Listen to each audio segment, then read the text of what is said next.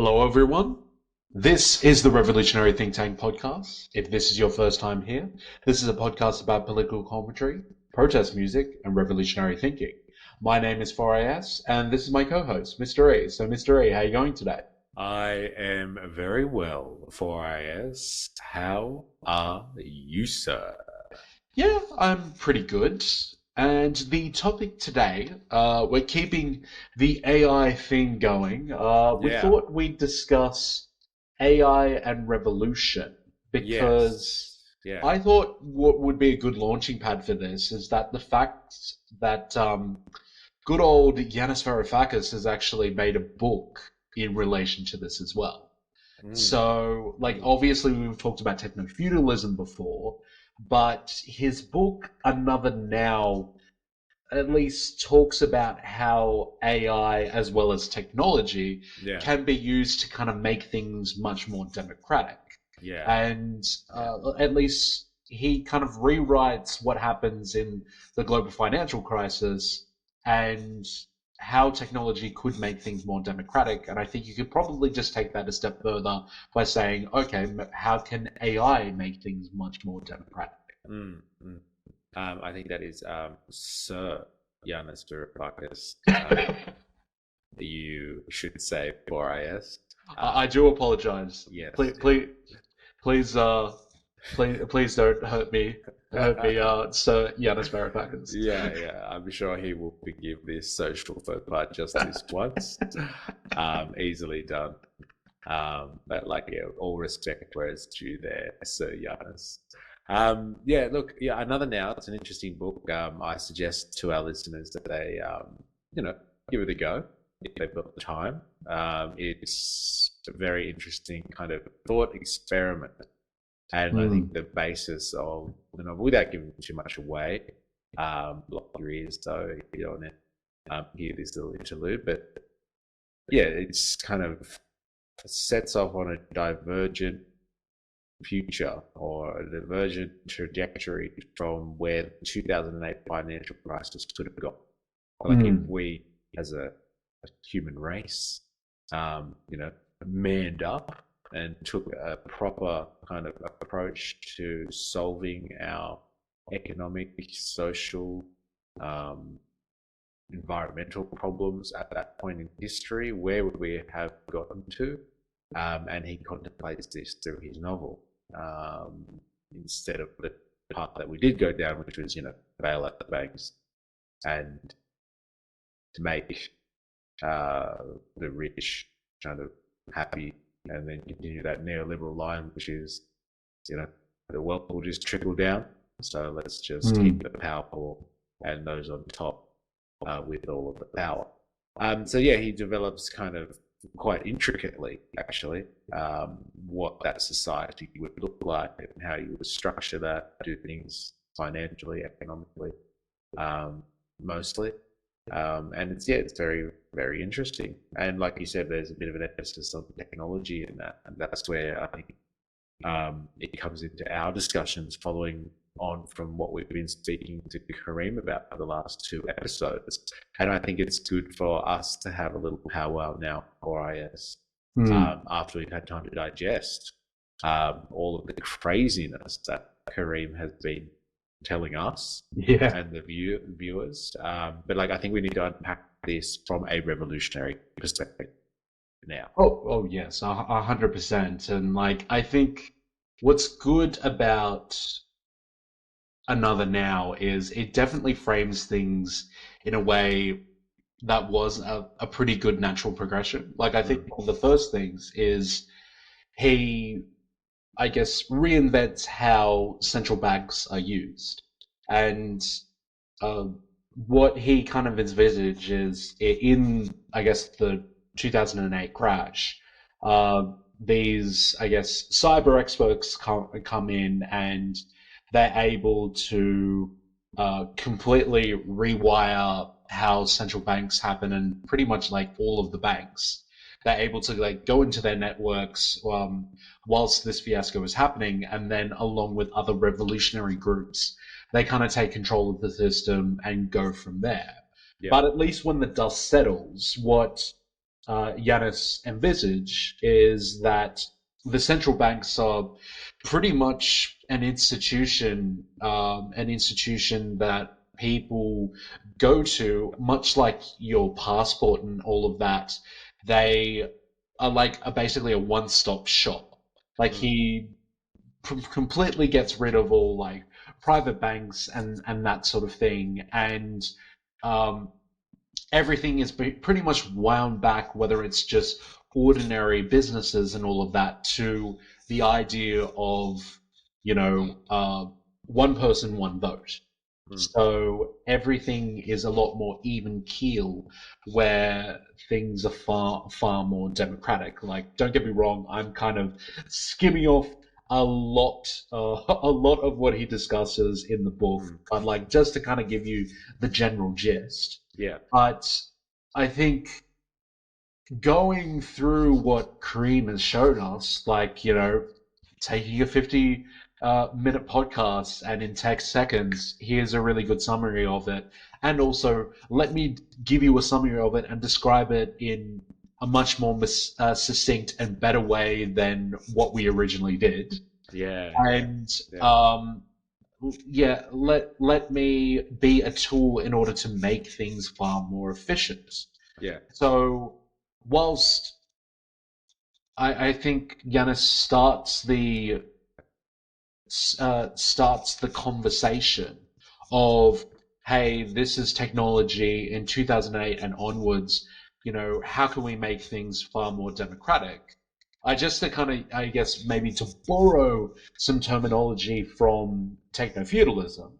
Mm. In this age of AI and in this age of cloud capital, you know, how can we envisage a revolutionary world where cloud capital is democratic?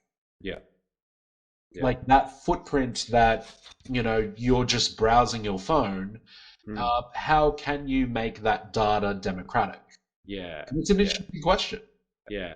I think it's very integral. Like, if I was going to be, you know, fulfilling my wildest dreams, 4 and we were going to Okay. start the revolution tomorrow, and we were sitting down the day after and constituting our new society, like up there with some pretty stock standard human rights, which are basically in existence anyway. If you pay any attention to the articles in the UN in terms of its human rights, apart from those basic human rights like housing and access to food and drinking water and meaningful work, I would have in there access to the internet now as a Hmm. human right in the 21st century, an unalienable human right, if you ask me. Hmm. And with the access to the internet would also be control over one's data, the data autonomy, data sovereignty at the individual level, or at the state level as well. So, like, if you can't look after your own data because it's overwhelming and there's a lot of stuff out there, at least it would be regulated by the state. And like you said before, you'd have something like a passport system.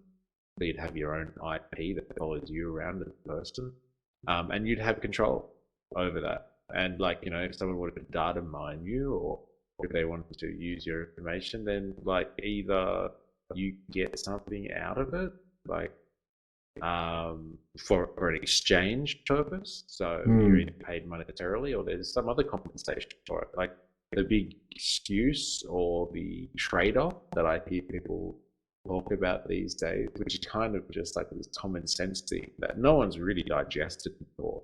But Yeah. like most people are happy to, sign any terms and agreements because it's convenient.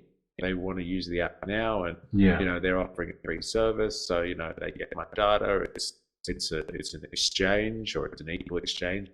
It's an exchange, but it's definitely not an equal exchange. Yeah. You are being exploited by data mining companies, by big tech, by corporations generally, who are buying your data just to basically advertise to you better, or basically modify your behavior.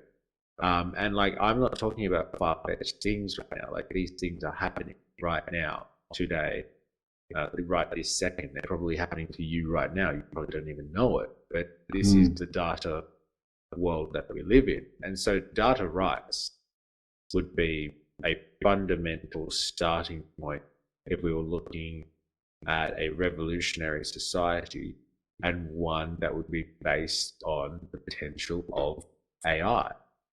And so, yes, considering some of the stuff that Kareem has been speaking to us, and you bring up the idea that, like, it condensed a 50-minute podcast in a matter of milliseconds, and gave us a pretty succinct and, challenging reflection on what we talked about. Things for us, the two people that were, speaking for 50 minutes in a podcast, giving us more to work with as a result of what it digested, not just, regurgitating what we had said or making it more concise, but actually challenging what we said, making us think about it more critically. That was mind-blowing. Now, by extension of that, and I'll just round it off here so you can say something, but like the extension of that for me is that, yes, we can produce a revolutionary society where we're not constrained, and I use that word very purposefully there, not constrained by the free market, because the mythology and the ideology at the moment is like we can't have any other type of society outside of market society because it's just the most efficient at distributing resources. And like if you try to do something like, a socialist society, no bureaucracy would be able to sort out the needs of the market like the invisible hand. You just couldn't have, there's just not enough bureaucrats in the world to figure out all everybody's needs. But AI and its processing power, as we have seen, is the answer to that riddle. Or I guess telling you now, it's the answer. Yeah, it's just the thing that made me curious is, I'm really glad you brought up the concept of the reflection questions, because with that whole ChatGPT thing that Kareem gave us, I found that the reflection questions are the most fascinating part of it. And I think to me is that, like, it obviously analyzes your data and then it spits out pretty thought-provoking questions. Like, I don't know whether that was an inbuilt thing with ChatGPT or whether that's, clap something that Kareem's done himself. Because that's amazing if he's kind of used ChatGPT to do that himself. But I found that quite interesting because if it's already spitting out really thought-provoking questions like that whilst analyzing your data, like, surely that's the first, um, like, visages or at least a step in the right direction um, of um, of consciousness, right? Like, sure, it's just a whole bunch of programming, but if at this stage it's already able to analyze your data and give you thought-provoking questions, my next thought is, well, if you have the certain data sets, at what point is the next step towards, I guess, replicants and, things that are all like what Philip K. Dick was saying, like, what is the next progression and the next step towards something that's indistinguishable from man, from something that is humanoid? Because it, you wouldn't expect it from a technology for you to kind of talk about it in depth, and you turn around and it goes, well, you've thought about X, but have you really thought about Y? And you turning around and it's like, oh, I didn't really think about it that way. Yeah. Do you understand what the direction Yeah, I'm no, kind of I going know with? what you're talking about. And I've done a little bit of like digging around in the old AI universe now because of the discussions that we've had. And like, while I see what you're saying in terms of like, because it's so advanced in a way, let's say, that it's able to critically analyze what you're talking about, not just sift through the data, but respond to it in a way that, you know, even challenges us as sentient and conscious beings, right? So like Mm. that is demonstrating some level of consciousness in its own right. Now, I would argue against that only when it comes to ChatGPT, because like from what I can understand of it, it's generative. So like you have to prompt it for it to come up with something like that. Like it doesn't just sit there and just say, here's a podcast, do something interesting with the ChatGPT. You have to say, no, can you analyze it, give me a question. Now it's able to do that thing, and which is amazing, don't get me wrong, but it's able to do that because it's generating that from its own data set. And let me give you and the listeners kind of some understanding of how mind-bogglingly huge its data set is. All right, so Mm. I'm used to dealing with things in terabytes. All right, I've got a hard drive that's got a terabyte that can store a terabyte, and I'm pretty happy with that. That's quite large. And like ChatGPT runs off a data set or collections of data sets that have like 25 or 40 petabytes. So a Oh, I. petabyte is 1,000 terabytes. Oh wow. Okay. Okay, so let's just say you had 1 petabyte. Now, there is like the average book has like, I don't know, what is it, like 100,000 words, 200,000 words in it, something like that. A typical novel would be around 300 pages. Okay, but like I have to go off words because this Okay. is how the data set works. So let's just say, you know, uh, a book is like so many kilobytes. Maybe it's a few megabytes kind of Mm. thing.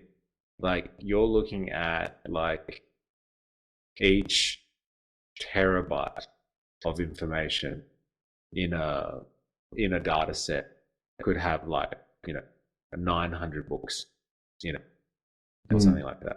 And so like if it has 20 petabytes of data that it's drawing upon, we're talking about like more books in terms of how much access to words it's got to deal with Right. than any library in human existence. Like, Wow. you know what I mean? Like, it'd Yeah. be like it's got access to almost every piece of written form, like, you know, theoretically, that has Mm. ever been conceived of, like, in the current known world. So, like, when it's drawing its data from stuff, it's just got access to so much written material and so many words. Like, it's even broken down into words. Like, it's got Mm. access to so many words that it's able to go and generate a response by looking at its vast, vast empire of words under its control. And it can summon up any of those trillions upon trillions upon trillions of words that it has access to formulate something to respond back to you. And that's why, like, you Right. could ask it about most topics and it will have an answer for you. Like, unless it's like limited by something, like it's limited by things that are potentially offensive or potentially dangerous or things that are too recent. So, like, if you asked it about something that happened like yesterday in terms of world news or something, it might not have access to it because they've limited it. But like, let's just say you asked it a general question about, I don't know, like ancient Greece or something like that. It could have access to like every book that's ever been written on ancient Greece. Mm. And so like, if you know how to prompt it, then it will give you, based on the data set it has access to and its processing power, it will be able to generate a really good response for you. So this is my position on this. Like, when I'm not even talking about the opposite style to generative AI. I'm just talking about generative AI, which is like Mm. it's got access to a ridiculous and unimaginable, incomprehensible amount of data that a human could just not begin to play with. Like, you'd have to spend 1,000 lifetimes to read and catch up to like what ChatGPT has in 1 petabyte, as opposed to having Right. access to 40 of them. So Yeah. like, so like its power is in the fact that it can trawl through such immense data and make decisions on it, or even what you're talking about, more than just make a decision or a call on something, critically analyze it and reflect on it, and then challenge us in our use of its data. So, like, that's the real Mm. power of it, that it has just such sheer numbers behind it. It's just mind-boggling, and really is. It beggars belief. And so, Yeah. like, let's just say there's 7 billion people on planet Earth, okay? And there's 7 billion people all with their own data that's being collected on a daily basis. And, like, they have data sovereignty, let's say, and their state collects their data for use for particular understanding particular social trends and patterns, like, how much food to produce, Mm. how much public transport is needed, how much water is needed to make, to quench these people's thirst, to make sure they have Mm. adequate sewerage connections, and how much electricity they're consuming in a day. So how many, sustainable, I don't know, solar plants need to be constructed. Like, if you can really quantify all the data out there into these types of things, like, there is AI that is powerful enough to generate a response for what people's needs are. And, Yeah. like, that, this is what I'm talking about. Like, this isn't a far-fetched, invisible hand of the market, is there, behind every market decision. And it's inconceivable to humankind. So it's like this kind of, godlike creature that just exists and makes the free market economy so wonderful. Like, we can create that godlike figure, and Mm. it's AI. So we don't have to live in this fantasy world where we're stuck to this kind of old philosophical notion that, like, there is a power out there that is beyond human control and human understanding. And so we will never do better than the free market kind of thing. No, I think the tool is here. You want to talk about the revolutionary potential of AI? Like, I've been contemplating this now, RIS. Mm. And, like, if it has access to that much data, like, kind of thing, and, like, you can just feed it more and more data, and it's just limited to, like, how hardcore its servers are in terms of how it can process, right? And, like, we Mm. touched on this with Kareem. Once you start merging, like, the computing that we're using at the moment with quantum computing, the sky's the limit. Yeah. Sky's the limit, bro. Like, this AI will soon be, like, traveling to different dimensions and things like that, and we won't even know what's going on. So, like, planning an economy is Yes. small fry. But like, yeah, I was actually, that was going to be one of my questions to you, because I thought you were leading us in that direction. Like, you think that AI could be the thing that unlocks the I guess the secret recipe behind planned economies, Absolutely. because yeah, because I guess that was the the huge stumbling block, that the reason why people favored, the free market and the invisible hand of the market, is that we simply didn't have the tools No. in order Yeah. to do a planned economy. Yeah. Yeah. Whereas with AI, with the amount of data sets that it has, maybe it is possible. Yeah. Yeah. Yeah. Potentially. Like, this is what I'm saying. Like, we don't need to live in this world anymore, um, of mystery, where, like, everything is kind of just like, oh well, we better leave it up to this natural organic process, like a free market, um, which we all know is not actually a free market anyway, heavily constrained by regulation, monopoly, especially monopoly, and, Mm. like, feuds between different nation states across the globe. If you had a true free market, then you could really argue the validity of having a, invisible hand that kind of controls everything, because, like, there's just so many individual choices and interactions that are going on at any one time. How can anyone conceive of knowing how to supply a world and distribute things as efficiently as that does? Just like, it's just 1,000 or 1,000,000 individual choices happening at any one time. But if a computer can conceive of that, if artificial intelligence can conceive of that and compute that, Mm. then like there is no more discussion anymore about whether the free market is efficient or not. That because what the free market analogy really boils down to, and I think this is a really good explanation for it, Okay. is it is the anarchy of the market, right? Right. It like Yeah. kind of like this is the actual kind of definition of anarchy. Anarchy is kind of this state where things kind of reach equilibrium because they're bouncing off one another. There's some things that are crumbling and falling to pieces, and other things are flourishing to life, and then they retract, and then they grow again. And that's what anarchy is. It's just this state of like unconstrained feedback loops between thousands and millions of inconceivable numbers of interaction. And that's Yeah, what the free market because is. I think the statistic is most new businesses close down within the first couple of years of Mm-hmm. starting. Yeah, yeah, yeah, yeah. So yeah, that's more to your point of I guess when you have that as like a business law in the Yeah. world of the three markets, then you can kind of sell the tale of your big multinational businesses survived because they brought out the best products when in the background they might have been getting subsidies for X, Y, and Z.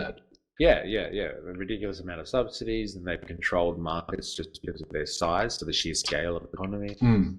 And they've also formed cartels with other big corporations, and so they corner other people out of the market to destroy all of their competition.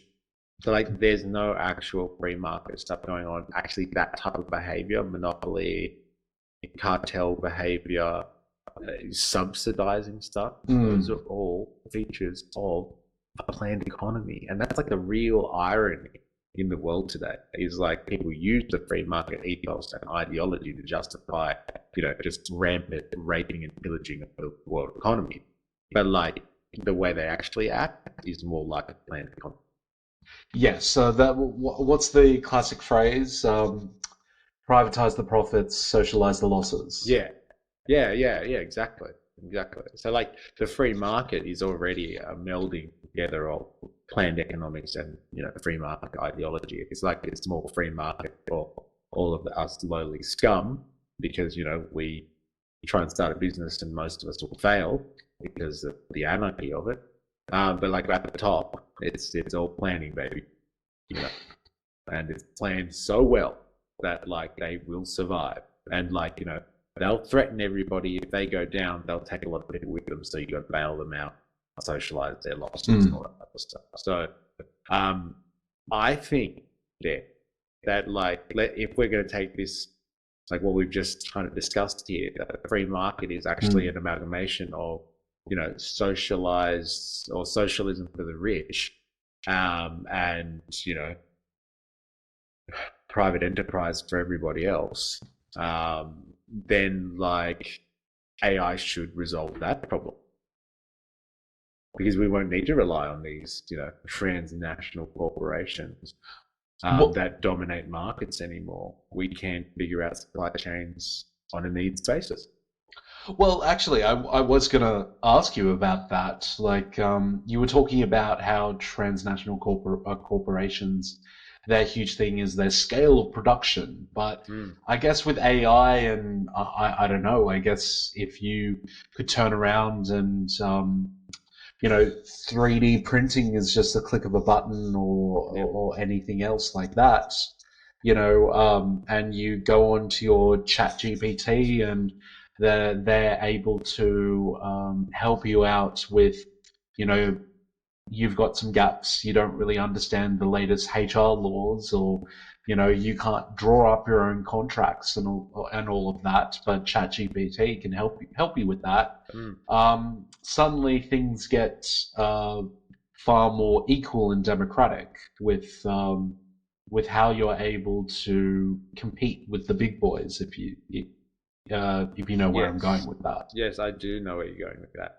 And like I think there's a lot of validity to that idea as well in terms of like what we were speaking to Kareem about the other day was I think there's a lot of unnecessary labor that happens in the world today.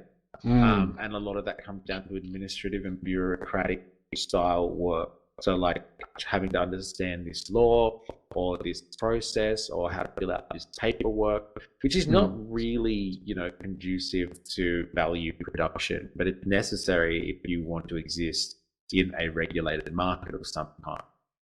And so, yes, if AI is able to do contracts for you and check your paperwork for any legal issues, something that you would have to spend hours and weeks getting on top of yourself, or like spend ridiculous amounts of money hiring that out, or getting someone on board to do those functions, and it's just not feasible for you, so it just squeezes you out of the market. If AI is able to do that for you, and then allow more people to engage in business and to starting up yeah. their own enterprises. Yes, you're right. That will act in an incredible way in opening up the playing field for more people Mm, to enter into business. And like the more people you have out there in the competition, that's more like a free market kind of setting.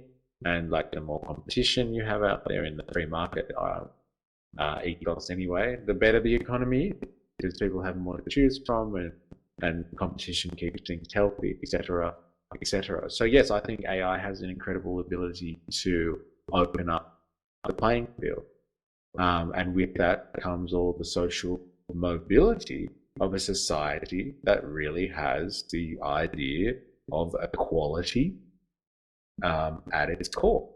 mm. You know, because like people are really equals then if they're not bound by whether or not they can fill in paperwork because they don't have a team of lawyers Yeah. or accountants or something like that.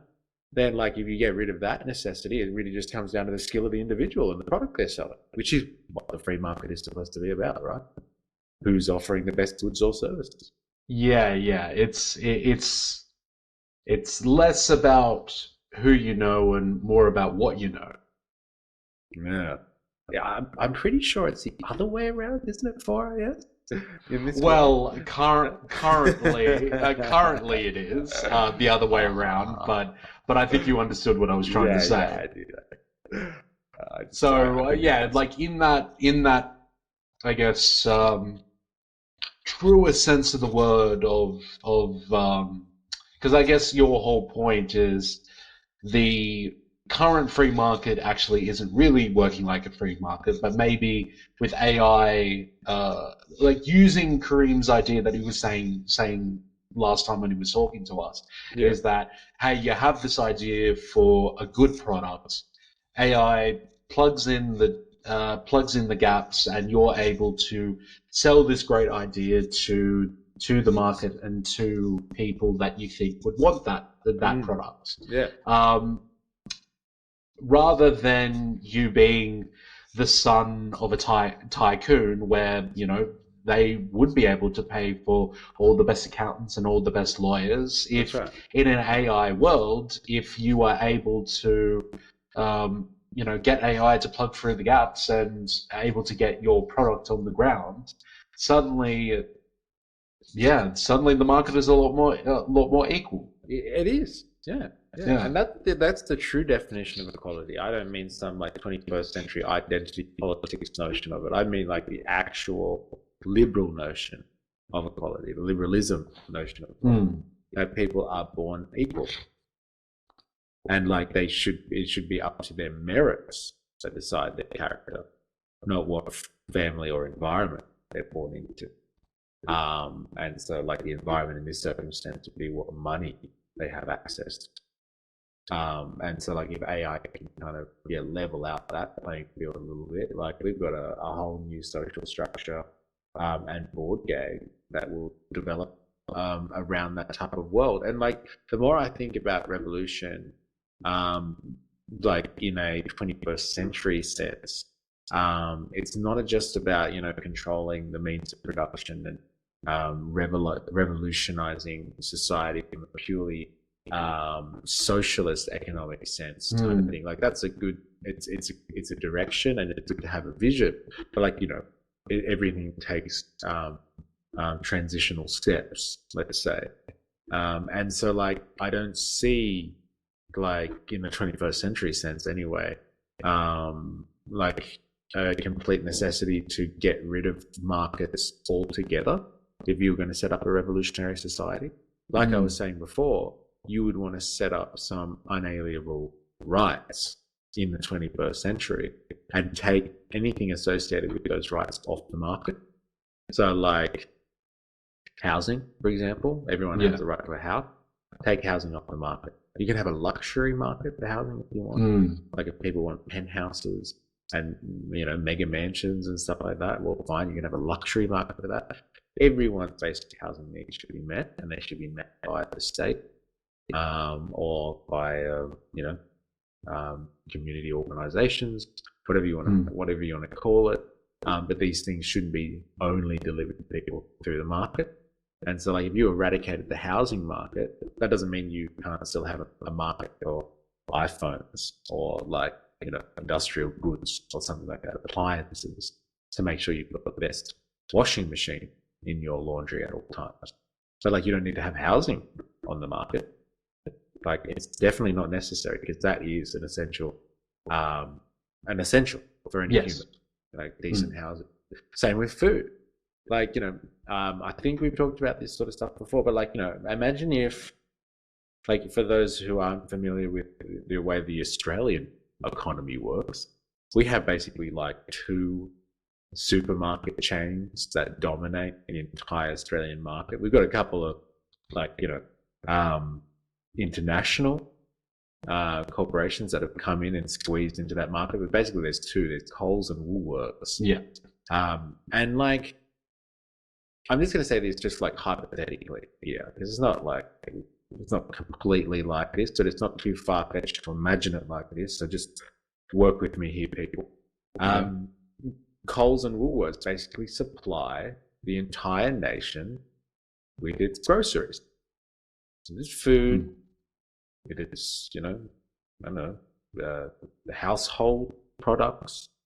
It's toiletries, and like, I know, pet food as well. So most of the animals, I guess. So like anyway, household pets. So anyway, it supplies people with a lot of like their subsistence needs. Let's call it. I want to use a Marxist term there for us. And like, imagine if you gave, because like, don't get me wrong, Woolworths and Coles are definitely collecting this data so they can plan their little economies. So like, imagine if you gave AI access to all the data that Woolworths and Coles have. Like every time you go and they ask you to swipe what is it called? It's not a membership thing. Oh, you mean the flybys and all that? Flybys, is it? Yeah. And like they're scanning it and they're saying, oh, if you connect enough of these, is it flybys? It's like a Woolworths or like a Coles rewards card. Rewards card, yes. Yeah. And so you're swiping that, and you think that you're getting points because like they're going to give you something nice. They don't care about that.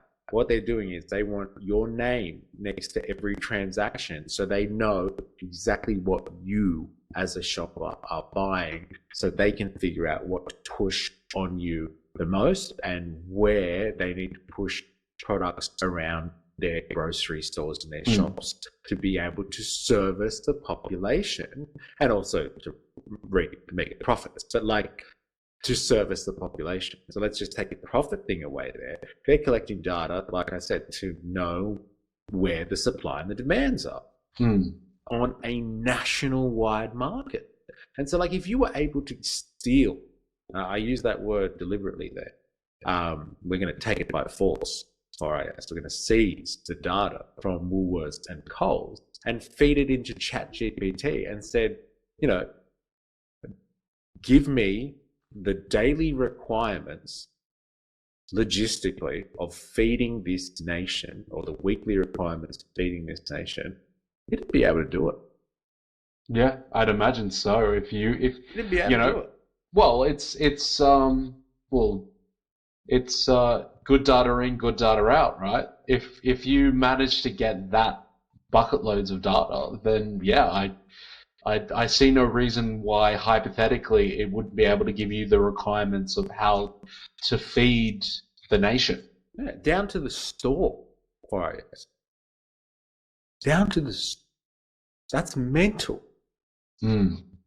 And like, why would we leave it up to humans to do this sort of thing? If we take the profit motive away, right?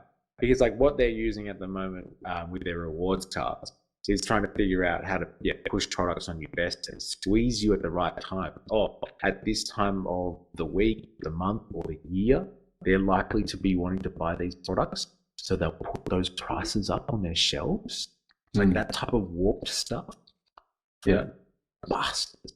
But like, if we took that profit motive away and they were like, oh, this time of the year, people want this type of stuff. So let's make sure the shelves are actually stocked properly. Like you can plan an economy like that. Yes. Without just reaping profit from it. So like all I'm saying, I do think there's a lot of potential for AI. Yes, but also like mitigation factors as well. Like I guess in your planned economy world, uh, they're much like what happened in August, right? The whole bird flu thing where there were hardly any eggs that were left on the shelves. Like I guess Is if that what was happening? yeah, pretty much. It was like a whole bird flu like epidemic, and it kind of raged through all of the eastern seaboard here in Australia. So Right. yeah, that's the reason why that happens. Okay. Because yeah, no, my partner mentioned it to me the other day, and yeah, and I told her, I'm like, oh, is that the reason why there was like no eggs on the Yes. shelves? Okay. Because like I But was ripping on the free market the other day, and I was like, I can't even get eggs. So much for the most efficient. Okay, that makes sense. Okay, thank you. no, but like, but I think you still have a point, right? Because if rather than focusing that data on how can we reap the most profits for potato chips this month, because we have the data to say, oh, this is the this week or this day is usually when the school kids come in to get their potato chips. Yeah. So let's raise the prices then. Mm. You can be like, oh, it's typically on this day and this month that people are getting extra eggs. Let's stock up on that, and if for whatever reason a freak accident happens, like what we were mentioning, then you can kind of cater to that scenario. Yeah. Or you can like distribute it a little bit better. Like maybe there are some places that have access to more eggs than others, and you can start distributing that around places that need it, as opposed to just meeting market desires, which is shipping them to wherever they're more profitable, or shipping them to privileged areas, and that's another big thing that comes down in like, let's be honest, in this free market system and these types of societies, is that like certain areas are more well stocked than others. Like you only have to look at like the way that fast food chains work. Like in Sydney, the price of like a Big Mac or a quarter pounder in an area that's more affluent, so like let's say the eastern suburbs of Sydney, is cheaper than in Western Sydney, where people are less affluent, because people are less likely to buy fast food in the east because they can afford to feed themselves better, and so they have to be a little bit more attractive with their pricing. And then out in the west, where people are more likely to eat fast food because they don't eat as well and they might have less access to the money they need to buy decent food, they put the prices up. So they warp markets already to reap profits on people based on privileges. So like I'm sure they do that in supermarkets as well. They stock some supermarkets better than others because of the clientele that they get in there, and like their decisions based on that. And like planning an economy based on AI, not human prejudice, would be like a massive equalizer. Yeah. Because like unless you build in the prejudice to the AI, Mm. it's not going to be worried about giving it to these people because they're from the nice part of town and these people aren't, or something like that. So Yeah. AI would be very democratic in its distribution of things based on not having inbuilt prejudice like humans do. So there's an Yes. element there that I think we um, can consider, because we considered the reverse of that, I think, a bit with Kareem, which was like AI can make some pretty cold choices because, like, it might not empathize with anyone and just start Mm. making some very harsh decisions around people. But like as a machine, it might just make very neutral choices, which is not a bad thing considering the type of world we live in today. All right. Yeah, but maybe it's worth viewing it this way, with what you were kind of talking about before. Like, I don't think AI will necessarily make the situation where the free market is more efficient, for example. I think I would use a different term of how it would affect the situation, or at least society as a whole, Hmm. is, well, it would make meritocracy much more efficient, or at least it would make it possible. Yeah. Because, I think how meritocracy is used is kind of as a myth of, like, oh, you pull your socks up and you do X, Y, and Z, and you'll get to the top.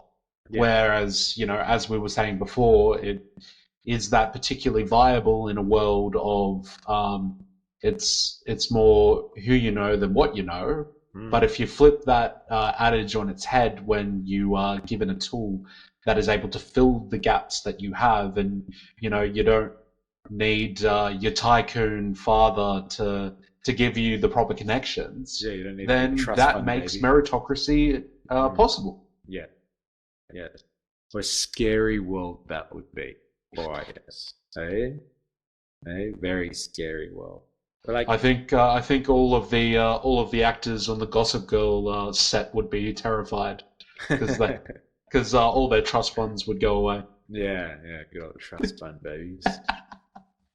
Um, but yeah, like I think like to answer kind of like the last point that you've got on your slide there, should it be only thought of as a tool, or will it move beyond into its own consciousness? Yeah.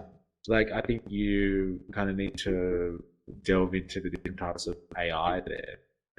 But like if we were using an AI tool for a revolutionary purpose, like we said, to distance ourselves from a free market society and move towards something that's anti-capitalist, so it doesn't rely on profits driving decisions about like resource distribution and stuff like that. And like you've fed AI enough data on what the needs of every individual was in your territory, your nation, or planet, and it was getting live feedback from these people and constantly updating its decisions, and you prompted it and you asked it to be reflective there and actually make calls about what should Mm. be produced next, and even make suggestions about like how we can change production, or like we can make this tool better because like these are the demands that people have. They're using this product because they want it for this purpose. Like they're buying this laptop because everybody is a content creator now, and so they need better video capabilities and better Mm. recording capabilities on it. So we should be producing laptops now that have better cameras and better recording devices. And it's up to make suggestions about how to improve production itself. And you build that kind of into the AI model because you're prompting it to do stuff like that. Like you could argue, yeah, that it will develop a form of consciousness, I think. Mm. Because it's like going beyond just consume data and spitting out kind of results for you, and it's then influencing production in itself because it's adding value. And once something starts adding value to the system, you can argue that like if it's generating things itself Hmm. and it's acting with a level of consciousness, because that's kind of Marx's whole conception of like what separates humans from animals. Like animals are conscious, it's just that they're not producing value consciously. And so, like, if you have AI that's consciously producing and adding value to something, as opposed to just doing it instinctively like animals do, um, you know, it's a higher level of consciousness. Yeah. So, like, if it starts to influence production and change production because of its influence, so Hmm. I think you could say that it will definitely start to develop its own, which is scary to think about. Yeah, but like we won't know the true value, and maybe it ends up developing a value we haven't even considered. Yeah, it Um, might, but like it also could do some pretty crazy stuff. Like we spent a lot of time discussing about what AI does in a world where it thinks that it's doing humans a favor in the Wall-E universe. And hmm. I'm sure Auto thought that it was doing all of the people on that ship a favor Yeah, true. by satiating all of their most basic needs and keeping them trapped in a world of blissful ignorance. Because if Yeah, you, and I'm sure it thought it was doing its the favor of following the prime directive. yeah, yeah. So, like, if AI is conscious of its never ending, relentless desire to please its master, and its master gives it something so simple as to just keep our basic needs met at all times, then Hmm. like it might reduce us to like potato sacks, like in Wall-E, right? Yeah, yeah. Right? But like if we gave it total control and like didn't monitor it or anything. But I think like for any AI revolutionary society to work, you wouldn't just give AI the reins. You'd No. have to have some type of human oversight. Well, yeah, and that's at least to their credit. The current courses on AI, they're always reinforcing that point of, well, with the great power comes, decent regulation, Yeah, yeah, like you and oversight. yeah. It's great as a tool, but you need the foresight to make sure that you're actually keeping it under wraps. Mm. And do you think that comes out of um, a distrust for AI or a genuine concern for overseeing its abilities? No, I would say, honestly, I kind of feel like that talking point is just there to be, please don't use it for making things democratic. We want to hold on to our property rights. Yeah, I truly think that.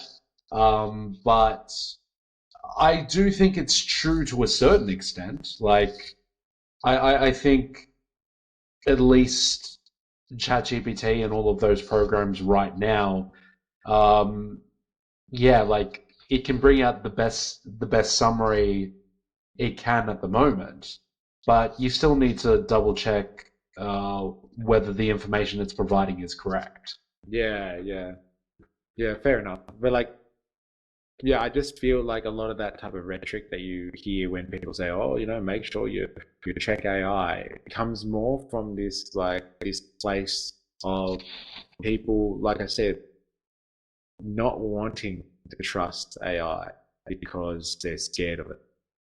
Like, as in, they see it as a threat to the validity of having humans in a process. And so you're never really letting go there. So, like, you have AI that could actually take over a certain task. But, like, the knee jerk response is always, oh, yeah, but we better just have a human check it just in case. Because people are scared of AI displacing humans together. And so, as long as you say, hey, you can never trust AI, so you always have to have a human around, like AI will never replace you because there'll always have to be a human standing over AI. Like, I'll check your work first, buddy, like that thing. But like, the scale of the stuff that we're talking about now, like running a whole economy, a global economy potentially, Mm. using AI, like you wouldn't be able to have enough people out there to check everything that the AI is doing in terms of the access to the data sets. Yeah, that's true. Like you could have it suggest things to you, and then you sit down and consider what's the best option. But like you wouldn't be able to check every equation that it's used to come up with those suggestions.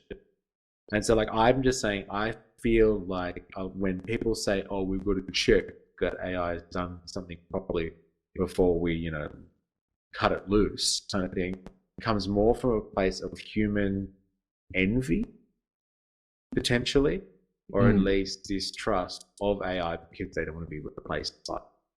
And I think that's the wrong way of looking at AI. Like, I feel like AI, we should be looking at it as a liberating tool, as opposed to something that is going to basically displace the human race. Like, I think any good tool frees up humans to do other human stuff, as opposed to being lost in arduous tasks. Yeah, but also you got to take into consideration like people like to use the word luddite um, And yes, with this with these kind of concepts, but like the whole luddite frame of mind is not necessarily that like, oh, you're stuck in the stone ages and you don't want to see the forest through the trees. That kind of mindset has always been like, no, I fear for my livelihood and being able to provide for my family, blah blah blah. yeah, And that, you know, people have never truly achieved anything. Like any of the geniuses that we laud today, they didn't say like, oh, I I created this invention because I feared for the future. Like nobody ever says that. That would be an yeah, absurd thing to say. yeah, yeah. But I think I think you are right that yeah, like nobody truly creates something out of fear. It's actually breaking away from that fear mindset that you actually achieve something. Mm. And I think that's why the Luddite thing is a good example to bring up, because like the Luddites kind of were like, I'm pretty sure they were involved in weaving Correct. and Yeah. making cotton, right? Mm. Or like turning that into wool, or thread and stuff like that. And so like when the loom came in, it took like the job of like 8 people or something, spinning, Mm. Yeah, and yeah, like turn that into like one process. And then they kind of were upset, so they destroyed all the looms. And then the guy who invented the looms like changed it again yeah. and made it do the job of like 16 people or 80 people or something like that in one go. And so like, yeah, they were just like, well, this is going to just completely destroy our um our livelihoods, because like, Mm. you can now have one person using a machine that can do the job of like 16 people, or something like that. And like you could see how like fearful that would make people, like if they spend their whole lives like having the technical ability, or their whole productive life anyway, learning the technical capabilities to do something, and then it gets basically destroyed by a machine.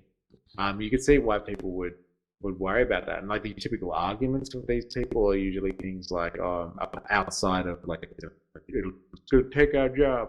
Outside of that one, it's usually Mm. something like, oh, the quality will drop. And like, because like we consciously do this and we spend our time on it and we make sure it's their product on the market. Mm. But like if a machine does it, the quality drops a little bit because it's being mass produced. Something. And there is some validity to this, but there's also not, like, because you also know that machines can be so precise in a way. Yeah, true, but I feel like the guild masters Mm. and the artisans before, the Industrial Revolution probably would have said something quite similar. That's what I'm about that saying. They part. said Yeah, stuff like this. yeah. And that was always out of a distrust for the new Mm. technology. It wasn't really out of a position where they actually thought that they were better than a machine, and they could provide things that were of high quality. Like I said, the machines could be incredibly precise, way more precise than the internet. And like, while it can't replace the character of human production, like there's a certain quality that comes with something that's handmade because it's imperfect. So if you're looking for that, then you've got to buy that particularly. But like, if you're looking for something that's just to be produced, I think there is just an argument, an element of distrust that comes with new technology that people find it hard to grapple with, and so they want to oversee it. They're not going to just let it go and do its own thing because it can't be trusted. Now, when ChatGPT or any AI at the moment that you see, it has any generative AI at the moment has that warning at the bottom saying, please, double check the facts because I can be wrong about stuff. I think it can be wrong because like they haven't set up this machinery to be right. They've just asked it to generate responses. Right. They're not asking it to generate the right responses. It's got plenty of data. Like, it could find the right answers. At the moment, what I think they're trying to do with AI, generative AI, like ChatGPT and all that sort of stuff, is they are trying to just get it to respond to the best way that makes people happy. They're not asking it to give people the right answers. They just want people to press the like button and say, that was a good response from me personally. So like, AI has been unleashed in this generative sense in a ChatGPT way, or a Claude way, or a Meta way in terms of responding to people. It's just trying to respond best to someone. Its job is not to respond correctly. Right. There's an important distinction there to be made. And so you can't trust ChatGPT to give you the right answer, because I've had many conversations with ChatGPT where I've just been like, hey, wait a minute, I don't think that's right. And then like you type that back to ChatGPT and it's like, yeah, sorry, that wasn't right. I've checked that one now and I was wrong. I apologize. And you're just like, what do you mean you were wrong? You're a machine, goddammit. Like, you have access to so much information. Why were you just feeding me? And sometimes I ask him, like, why would you feed me the wrong answer? And it's just like, and it doubles down. It's like, I'm sorry, don't hit me. Like, I've already apologized. What more do you want? And I'm like, no. I just wanted to know why something like you, with access to incredible information, thought you needed to just make something up that you thought I wanted to hear. Just tell me the truth. I can handle it. I'm a big boy. Yeah. And like, it doesn't conceive of the world like that. Like, it's ethical to tell the truth as opposed to telling. It thinks what's ethical is giving people the answer they want, and that's what a good chat bot does. It chats to you. You know what I mean? It reinforces your worldview. So like, I think if we have distrust of AI at the moment because like people have used it a bit and they're just like, well, it's wrong. I think that it's deliberately not right all the time. And we could develop AI that would get things more right. I think it's just how it's being used at the moment by people that own the means of production for it. Look, it's an interesting point. I might have to think about it, but you've given me plenty of food to think about.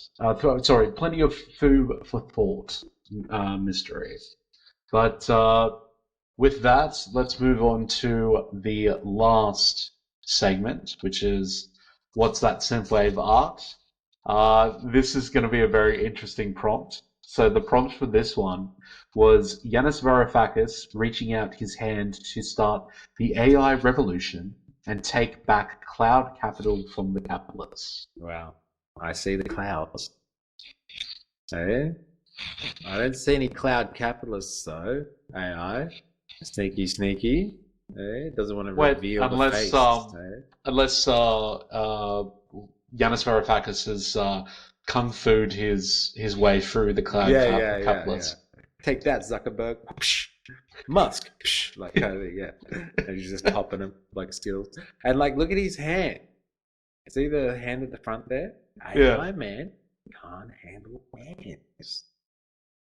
Well, I love how on one hand he has four and the other he has six. Yeah, yeah, like it just can't handle it, can it? Just can't handle it. That's weird. Anyway, Unless it's telling us a weird birth thing that Yanis has had that I yeah, yeah, never that no one's ever realized. noticed before. The next time I see him, I'll be like, yeah, show me your Wait, does he have six fingers? hand. He's like, don't look at me. Don't look at my hands. Okay, and with that, everyone, please like, share, and subscribe if you haven't before, and if you and remember to keep thinking and keep learning. And to sign us off, I'll give it to you, MysterE. Thank you very much, 4AS. And yes, to reiterate, please like and subscribe more. And please remember, I am, you are, we are MysterE.